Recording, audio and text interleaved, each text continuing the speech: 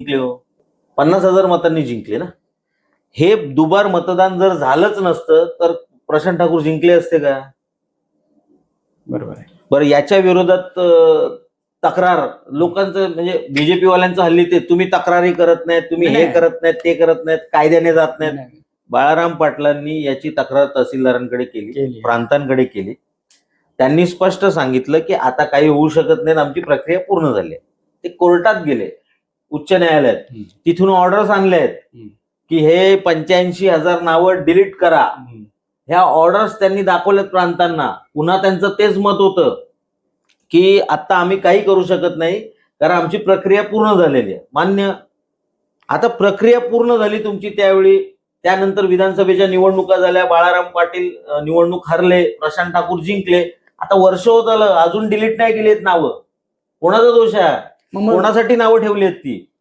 म्हणजे कोर्टाचे आदेश असताना पण नावं तरी केलेली नाहीये. मग सगळं तुम्ही करताय, मला सगळं मान्य आहे. आज प्रीतम म्हात्रे साहेब, तुम्ही विषय घ्या साहेब, विरोधी पक्ष नेते म्हणून पनवेल महापालिकेत ते बसलेले, आज भारतीय जनता पार्टी सोबत आहेत. उद्या काय सांगू शकत नाही साहेब, उद्या तुम्हाला देखील फोन येऊ शकतात. लोकांचे प्रश्न ऐकायला विरोधक आहे का? तर आहे.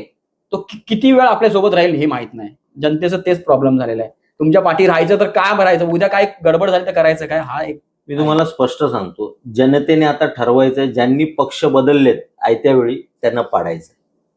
तुम्ही जोपर्यंत पाडणार नाहीत त्यांना तोपर्यंत त्यांना धसका कसा मिळेल? होतंय काय, जे पडलेत, ज्यांनी गद्दारी केली पक्षाबरोबर, त्यांना परत निवडून दिलं गेलं. भले ते ईव्हीएम वर आले असतील किंवा कसेही आले असतील, पण ते निवडून गेलेत. तुमच्या दरवाजामध्ये ज्यावेळी तो माणूस येतो गद्दारी केलेला मत मागायला, त्यावेळी मतदार म्हणून तुम्ही सुद्धा स्पष्ट सांगितलं पाहिजे, बाबा तू गद्दार आहेस, तू माझ्याकडे का आलायस, तू यायचं नाही माझ्याकडे.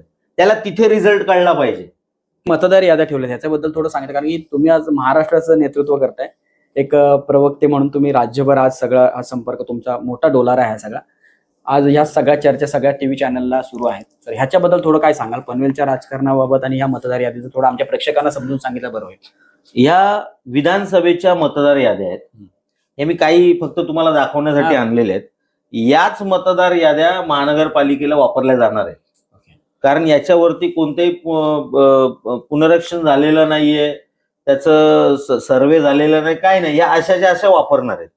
याच्यावरती आक्षेप घ्यायला फक्त 6 दिवस ठेवलेले आहेत.